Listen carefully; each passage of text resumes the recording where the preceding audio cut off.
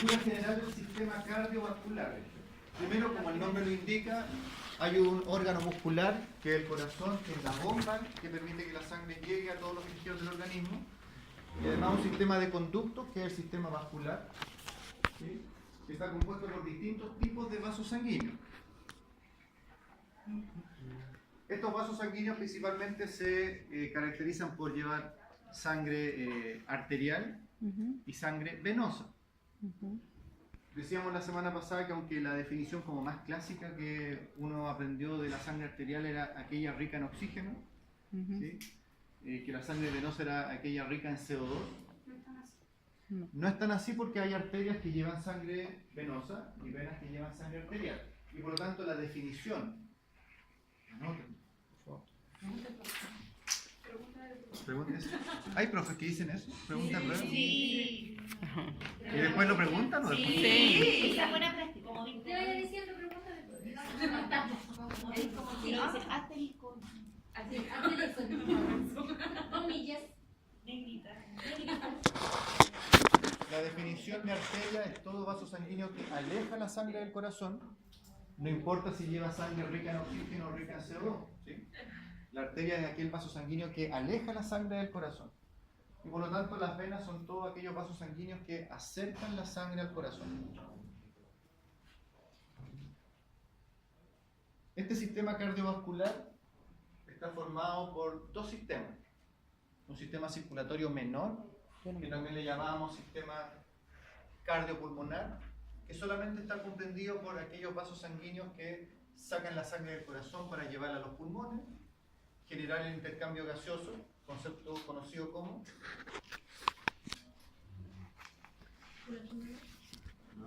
intercambio gaseoso. ¿Cuál es el concepto?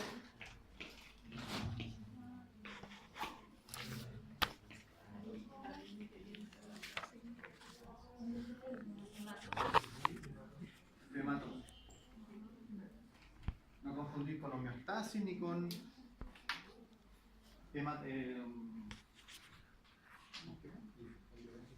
Hemolisis. Homeostasis o hemostasis, pero la coagulación. Por lo tanto, la circulación menor lleva la sangre a los pulmones para que ocurra la hematosis, la sangre se oxigena, se elimina el CO2 y volvemos al corazón.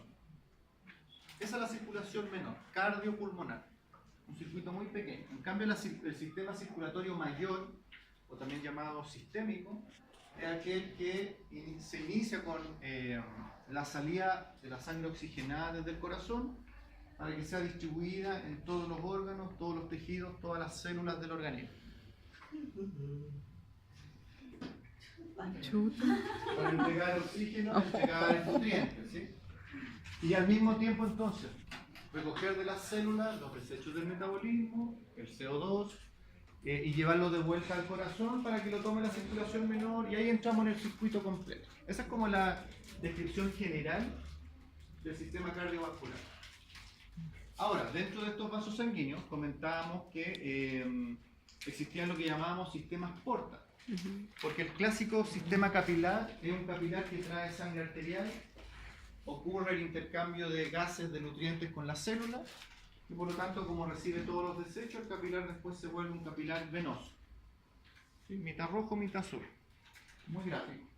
En cambio, el sistema porta eran sistemas capilares que podían ser arterial, como ocurre en el glomérulo renal, y por lo tanto existe una arteriola aferente, capilar, y una arteriola eferente.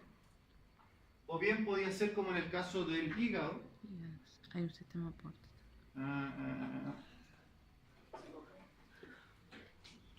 Esta no es la de... aquí está, perdón. Un segundito. O en el caso del sistema porta hepático, en que el capilar es venoso. Puedo hacer dos cosas al mismo tiempo. Déjenme abrir esto y después sigo hablando. Miren. Por lo tanto, la función de los sistemas porta, aunque son sistemas capilares, su principal función no es el intercambio de gases o de nutrientes, sino que es generar o eliminación de toxinas o transporte de sustancias.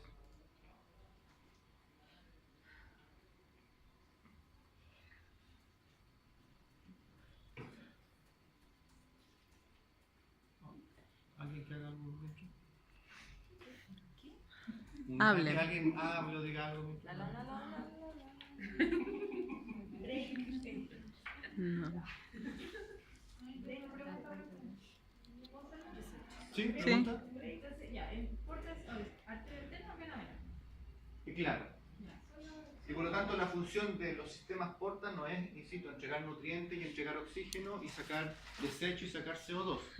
Es, o como en el caso del hígado, hacer una recirculación entre los nutrientes que se absorben desde el sistema digestivo o la eliminación de toxinas para que el hígado las capte y las saque de circulación. Porque claramente aquí si el capilar que entra al hígado ya es venoso, no esperemos aporte de oxígeno. ¿De acuerdo? Por lo tanto, los sistemas porta tienen funciones que van más allá del intercambio de sustancias con las células.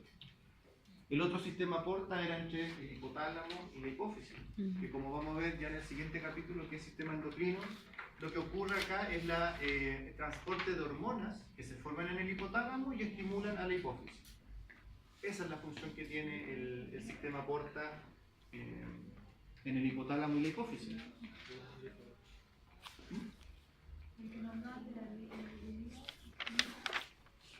Sí. Sistema El porta hígado. hepático, ¿sí?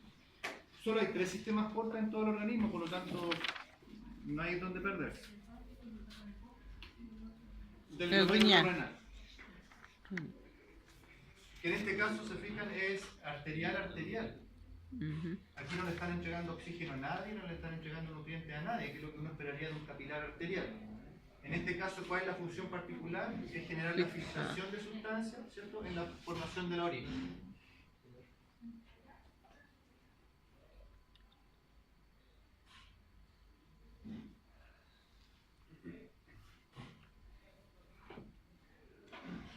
Los vasos sanguíneos no son solamente arterias y venas, ¿sí? Capilar, Conversamos de que las arteriola, arterias, a medida vena. que se van Adelgazando. van divergiendo y ramificándose en los distintos órganos y tejidos, pasan a ser arteriolas. Arteriola. Y la principal característica de las arterias, esto también es importante que lo subrayen. La principal característica de las arterias es que como son las que reciben la mayor presión sanguínea, la mayor presión, eso se llama presión arterial finalmente, de todos los vasos sanguíneos, porque la arteria recibe la sangre directamente del corazón, por lo tanto es la mayor presión que hay en todo el sistema cardiovascular. Tienen paredes muy gruesas y paredes muy elásticas que permitan recibir el golpe de la presión, ¿cierto? Pero sin que ésta disminuya, porque pensemos lo siguiente, si la pared no fuera lo suficientemente elástica, fuera muy blanda, se perdería mucha fuerza en la presión y la presión con la que avanzaría el flujo sanguíneo se perdería, ¿sí? Por lo tanto, la principal función de la arteria es aguantar la presión sanguínea. Primero, las arteriolas se caracterizan porque son los únicos vasos sanguíneos que tienen la capacidad de contraerse y dilatarse. ¿Recuerdan cuando hablamos de vasoconstricción y vasodilatación? La Uno arteriola. tenía la idea como que ocurrían todos los vasos sanguíneos. No, La arteriola. solo las arteriolas, porque tienen musculatura lisa controlada por el sistema nervioso autónomo. Autónomo. Si el sistema simpático se va a contraer, si el sistema parasimpático se Se va va a a dilatar. dilatar. Las arteriolas son las únicas que pueden regular el diámetro dependiendo de cuál sea el estímulo que reciban. Y luego las arteriolas, a medida que se siguen dividiendo y ya empezamos a entrar en los tejidos, se convierten en los capilares. La principal característica de los capilares es que ya sus paredes son muy delgadas. Y es importante que sean delgadas porque así permiten la fácil difusión, el fácil paso de oxígeno y nutrientes a los tejidos, y del mismo modo poder recibir CO2 y desechos del metabolismo. Las paredes tienen que ser muy delgadas.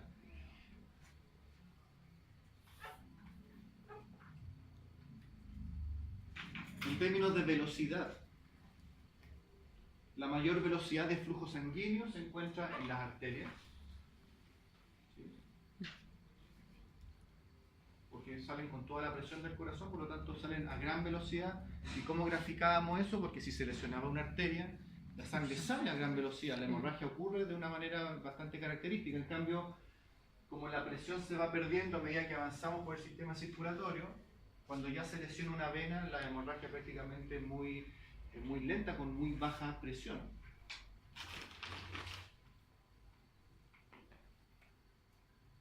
Después que ya hicimos el intercambio de sustancias con los tejidos, las venas comienzan a converger y se convierten en vénulas.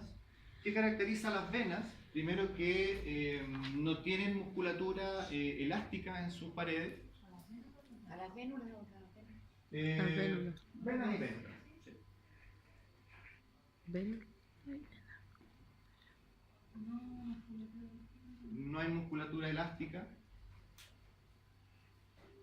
Lo que principalmente caracteriza a la vena estructuralmente es que posee válvulas. Los únicos vasos sanguíneos que tienen válvulas son las venas.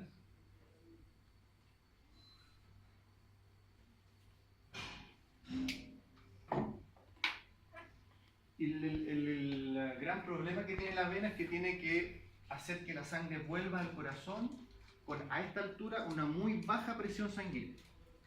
Y por lo tanto la válvula, ¿qué es lo que hace? Que con la poca presión que va quedando, la sangre avanza pero no se devuelve.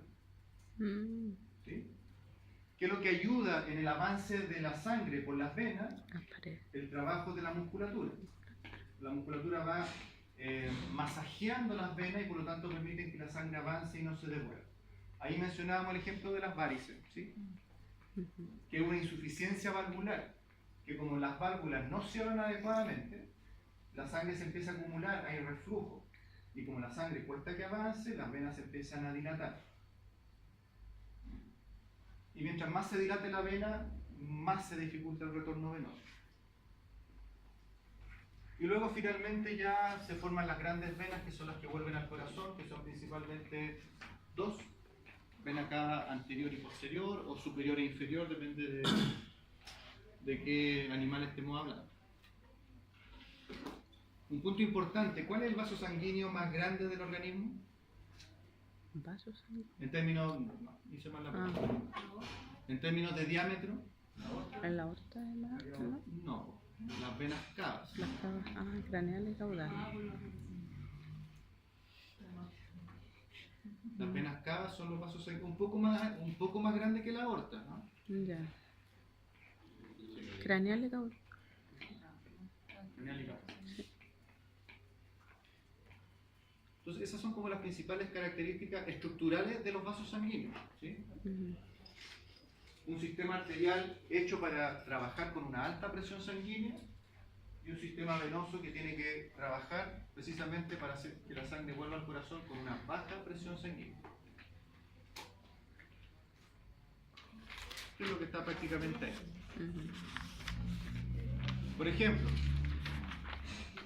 no se aprendan esta tabla, sino que lo que acabamos de conversar es como un resumen de esto. Profe, disculpe, las arterias no tienen ¿No tiene musculatura? lisa, o la arteriola sí, Todos los vasos sanguíneos tienen musculatura lisa. pero la que se contrae era la las arteriolas. ya. Lo que pasa es que esos vasos sanguíneos, esa musculatura lisa tiene el control, está controlado por el sistema autónomo. Entonces cuando yo necesito vasoconstricción o necesito vasodilatación, el sistema nervioso, si es simpático o parasimpático, regula el diámetro. Si quiere dilatar o...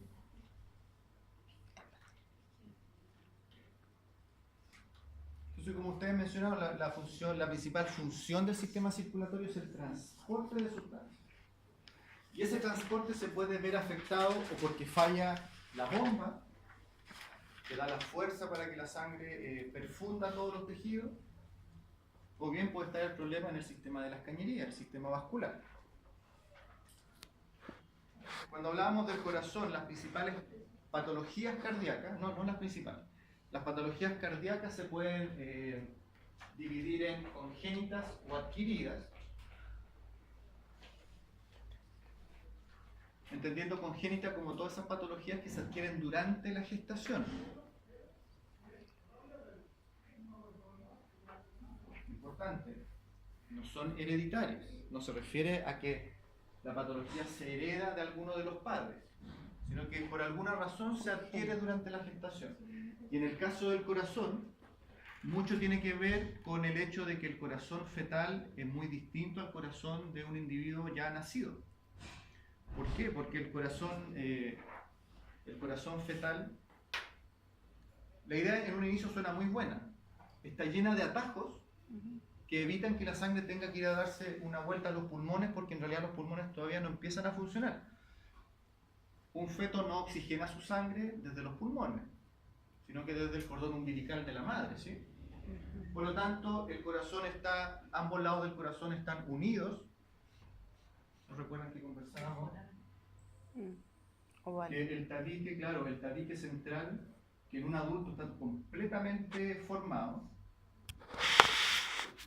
en la etapa fetal está incompleto, el agujero oval. Entonces la sangre, en vez de irse por la arteria pulmonar a dar una vuelta, mejor pasemos al tiro y nos vamos por la aorta de vuelta inmediatamente al organismo. Es una buena idea, ¿sí? De la misma forma, la arteria pulmonar está unida con la arteria aorta con un conducto que se llama el conducto arterioso. Y por lo tanto la sangre que no entra por el agujero oval, sino que alcanza a entrar por la arteria pulmonar, pasa rápidamente a la aorta y se va al resto del organismo. No estamos diciendo con esto de que no pase nada de sangre al sistema menor, pero claramente es menor la cantidad. Entonces hasta aquí, oye, muy inteligente esto, pero si este corazón, a medida que nos acercamos al momento del nacimiento, no se desarrolla adecuadamente y el individuo nace con alguna de estas estructuras que son fetales, sacamos el cordón umbilical de la madre, empiezan a andar los pulmones y empiezan a haber mezcla de sangre arterial con sangre venosa. Y eso se llamaba, cuando hay mezcla de sangre arterial con sangre venosa,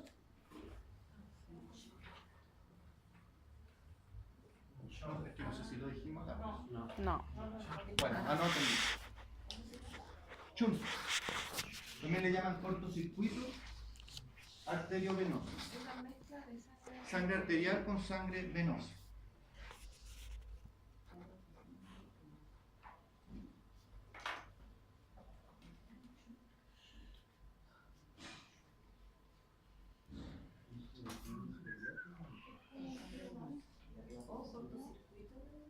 O cortocircuito arteriovenoso o venoso arterial.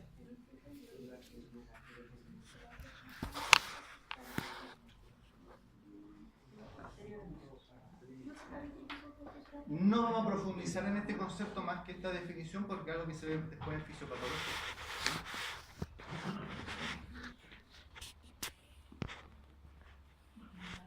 Por lo tanto, las principales patologías congénitas del corazón tienen que ver con malformación. Pero las adquiridas tienen que ver con algo que el individuo adquiere luego del nacimiento. Ahí colocamos el ejemplo, por ejemplo, colocamos el ejemplo de la dirofilaria, vulgarmente llamado el gusano del corazón.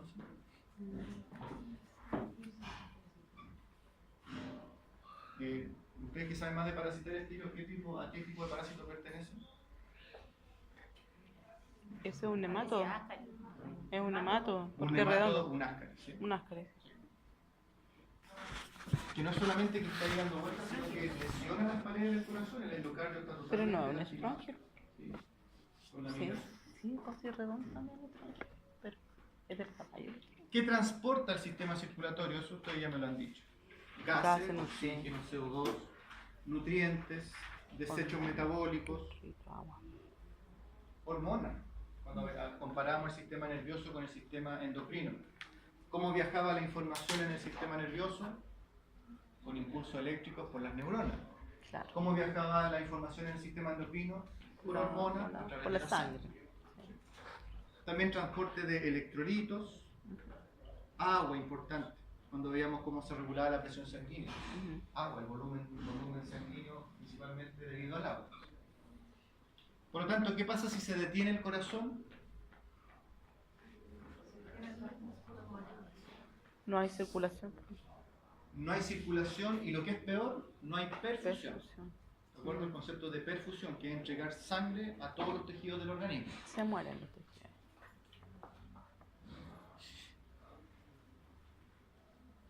¿Qué otras causas de alteraciones cardiovasculares pueden aparecer? Ahí está. Desórdenes electrolíticos por vómitos o diarreas. Sí.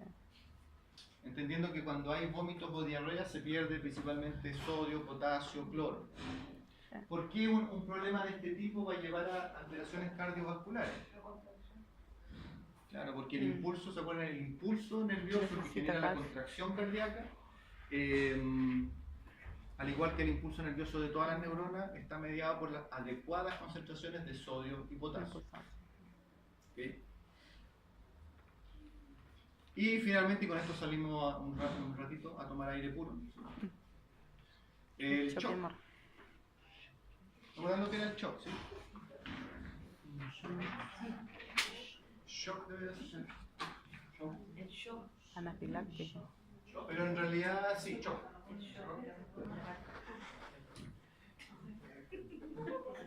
Pero lo vamos a conversar mejor en la vuelta, porque les veo las caras así como que ya...